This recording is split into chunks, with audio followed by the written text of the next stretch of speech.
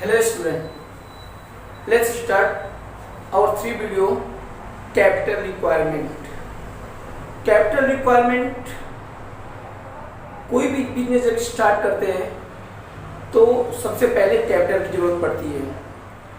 ये कैपिटल हम लोग चाहे लॉन्ग टर्म कैपिटल लें चाहे शॉर्ट टर्म कैपिटल लें। Long term capital requirement means 5 year 10 years और शॉर्ट टर्म कैपिटल वो थोड़े समय के लिए होता है with in 1 year.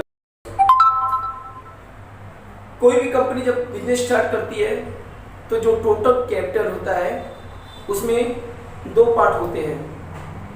So there are 2 types of capital, one is fixed capital and second is working capital.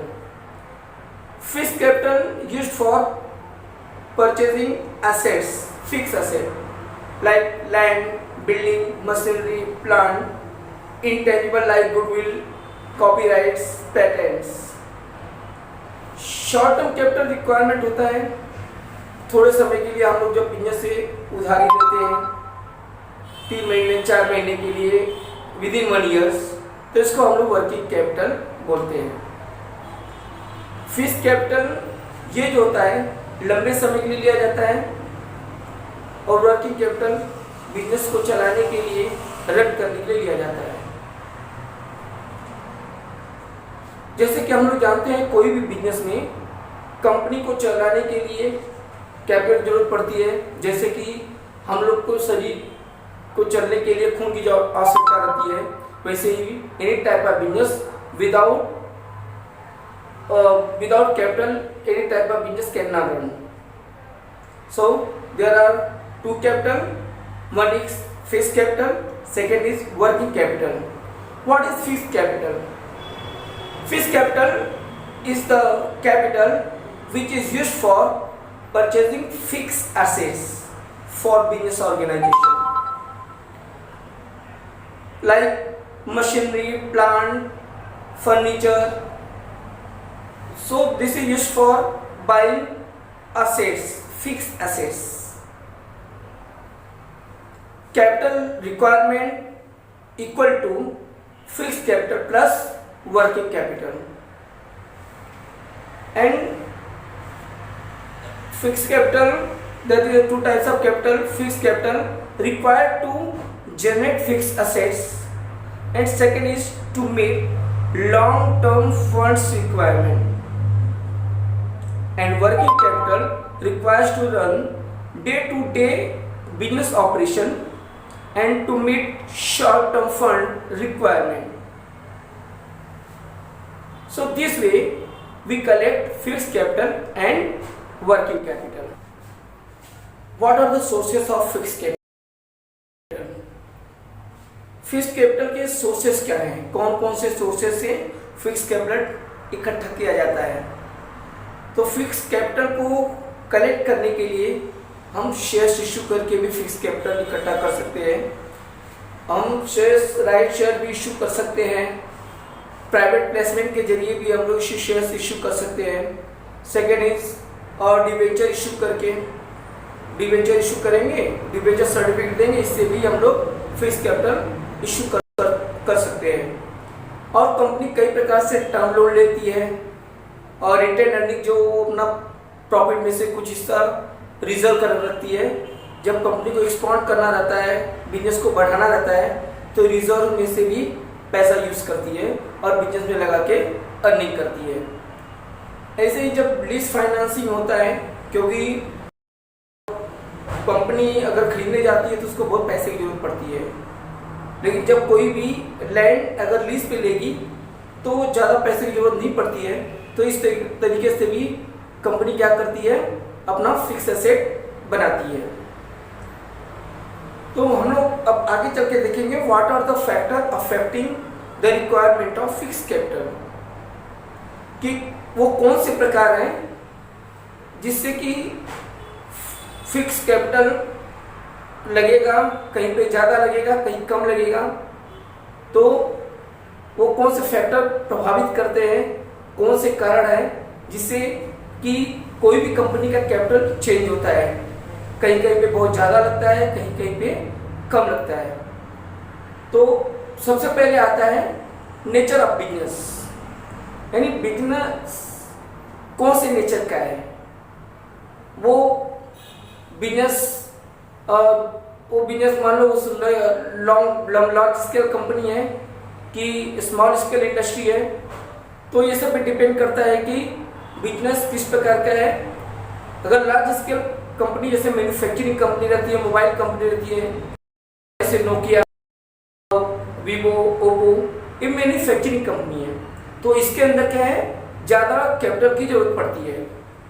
लेकिन जो होलसेलर बिजनेस है, जिसका शॉप है, जो सिर्फ सस्ते में सामान खरीदता है और ज़्यादा दाम पे बेचता है, उसको हम लोग बोलते हैं ट्रेडिंग बिजनेस। तो ट्रेडिंग बिजनेस में वहाँ पे कैपिटल की कम जरूरत पड़ेगी, क्योंकि उनको बेचना है और खरीदना है, यानी इसमें ज़्यादा एसेट यूज नहीं करना पड़ता। तो ये नेचर ऑफ बिजनेस पे डिपेंड करता है कि कैपिटल की कितना जरूरत पड़ती है, कम कैपिटल चाहिए कि ज़्यादा कैपिटल चाहिए। तो ये डिपेंड करता है कि बिजनेस का नेचर कैसा है। सेकेंड है साइज ऑफ बिजनेस।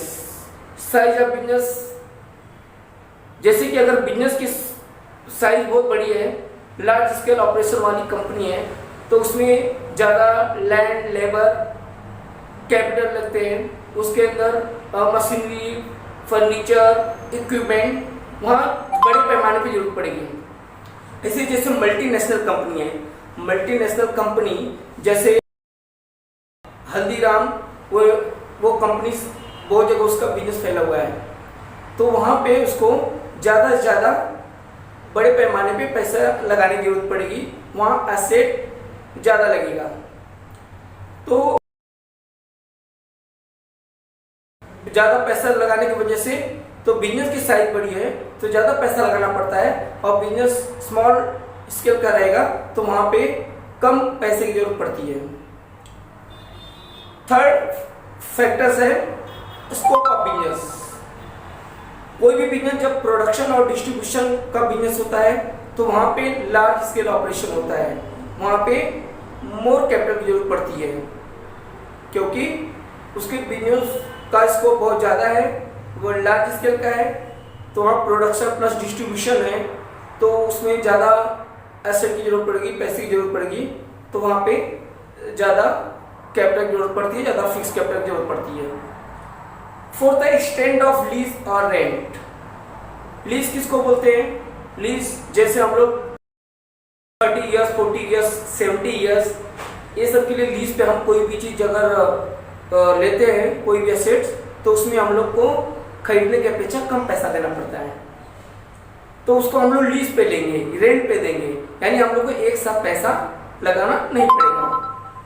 तो हम लोग ऐसे जगह जब फिक्स कैपिटल ज़्यादा न लग के थोड़े में काम हो जाता है, तो यहाँ पे हमें जो कैपिटल रिक्वायरमेंट पड़ता है लेस पड़ता है, कम पड़ता है, क्योंकि ये लीज पे हम लोगों ने लिया हुआ है। फिफ्थ है अरेंजमेंट ऑफ सब कॉन्ट्रैक्ट। अरेंजमेंट ऑफ सब कॉन्ट्रैक्ट मीन्स बहुत सारी कंपनी क्या होती है, अपना काम दूसरे को बांट देती है। जैसे मोबाइल कंपनी है, जियो, रिलायंस है, वो अपना काम मैन्युफैक्चर करने के बजाय दूसरी कंपनी को दे दिया है, तो इसकी वजह से उसको एसेट ज़्यादा खरीदना नहीं पड़ता। तो सब कॉन्ट्रैक्ट जो जियो कंपनी क्या है, दूसरी कंपनी देने की वजह से उसको वापस एसेट की फिक्स कैपिटल खरीदने की जरूरत नहीं पड़ेगी। तो ऐसे में वो क्या करेगा, उसको फिक्स कैपिटल कम लगाना पड़ेगा। सेम जैसे गवर्नमेंट टेंडर इश्यू करती है, गवर्नमेंट टेंडर इश्यू करेगी तो टेंडर इश्यू में इसको बहुत जो एसेट्स खरीदने नहीं पड़ते हैं, तो टेंडर के जरिए अपना काम कराती है। तो इसको ही हम बोलते हैं अरेंजमेंट ऑफ सब कॉन्ट्रैक्ट। जब सब कॉन्ट्रैक्ट के ऊपर अपने को ज़्यादा फिक्स कैपिटल की जरूरत नहीं पड़ती और इसे कम कैपिटल इन्वेस्ट करना पड़ता है। नेक्स्ट पॉइंट है 6 point, acquisition of old assets. Acquisition of old asset means कि जो भी एसेट है, अगर हमारा सेकेंड हैंड एसेट खरीदने पे कोई भी चीज़ हम परचेस करते हैं, अगर उसको हम लोग ओल्ड एसेट परचेस करेंगे तो हम लोग को ज़्यादा पैसा लगाना नहीं पड़ेगा। जैसे नया कंपनी अपना पैसा नहीं है तो हम लोग ओल्ड मशीन खरीदेंगे जो कि काम वर्किंग कंडीशन में हो, तो उस समय हम लोग को ज़्यादा पैसा इन्वेस्ट नहीं करना पड़ेगा। तो इसके लिए हम सब क्या करेंगे, उसके अंदर कम पैसा लगाएंगे, अपना काम चलाएंगे, और जैसे जैसे बिजनेस ग्रो करेगा पैसा होगा, फिर से हम लोग नया मशीन, फर्नीचर या कुछ है वो तो वापस एडजस्ट कर सकेंगे। नेक्स्ट है acquisition of assets on concessional land. Means government क्या करती है, बहुत सारे ऐसे स्कीम देती है, जैसे स्पेशल जोन होता है। स्पेशल जोन होता है इसके अंदर, जैसे कि नागपुर में है, वहाँ पे स्पेशल जोन बना है, वहाँ पे फ्री में वाटर है, बहुत सारे कम सस्ते रेट पे बहुत सारे सामान मिलता है। तो ऐसे में कंसेशन रेट पे कोई भी सामान हम लोग खरीदते तो वहाँ हम लोग को ज़्यादा कैपिटल को इन्वेस्ट नहीं करना पड़ता, तो वहाँ पे फिक्स एसेट ऑलरेडी पहले से दिया हुआ रहता है। तो ऐसे में हम लोग क्या करते हैं, पहले हम लोग उसको बिजनेस को उसका फ़ायदा उठा के बिजनेस में पैसा लगाते हैं, और इस तरीके से वहाँ पे ज़्यादा कैपिटल लगाने की जरूरत नहीं पड़ेगी, वहाँ रिड्यूस फिक्स कैपिटल लगेगा, कम से कम कैपिटल में अपना काम हो जाएगा। नेक्स्ट है इंटरनेशनल कंडीशन। इंटरनेशनल कंडीशन कोई भी मार्केट में इंटरनेशनल कंडीशन कैसा है उस पर डिपेंड करता है कि फिक्स कैपिटल का रिक्वायरमेंट ज़्यादा लेना है कि कम लेना है। जैसे वार टाइम पीरियड हुआ, या तो जैसे कोरोना वायरस है, कोरोना वायरस की वजह से बहुत सारी कंपनी बंद हो गई हैं, और कंपनी बंद होने से एक्सपोर्ट इंपोर्ट का बिजनेस बंद हो गया है। एक्सपोर्ट इंपोर्ट बिजनेस होने की वजह से अगर ये पहले पता रहता है, या सपोज किसी कंपनी किसी कंट्री में वार चालू होने वाला है, तो वार की सिचुएशन में क्या करेंगे, मालूम है कि जब वार स्टार्ट हो जाएगा तो वहाँ से रॉ मटेरियल हम ज़्यादा मंगा नहीं पाएंगे। इसके लिए क्या करेंगे, हम लोग जो रॉ मटेरियल है ज़्यादा खरीदेंगे, तो उस समय लार्ज कैपिटल की जरूरत पड़ेगी।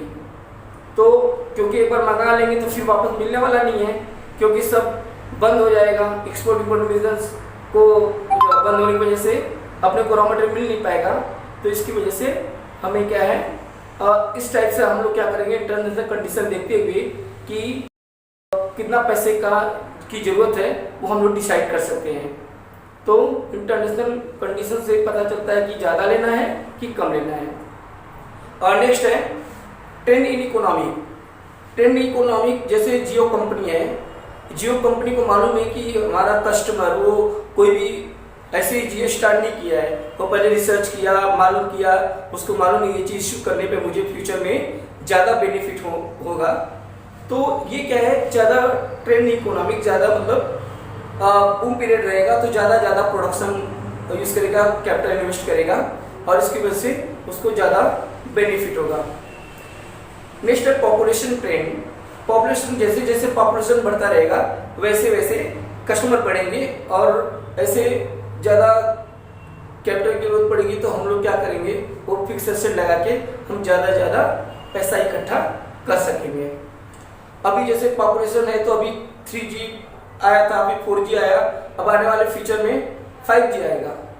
तो इससे मालूम है कि पॉपुलेशन जब उसका ट्रैक 5G की तरफ होगी तो हम कैपिटल लगा के वो ज़्यादा इन्वेस्टमेंट करेंगे, तो जिससे फ्यूचर में ज़्यादा बेनिफिट ले लेंगे। नेक्स्ट है कंज्यूमर प्रेफरेंस।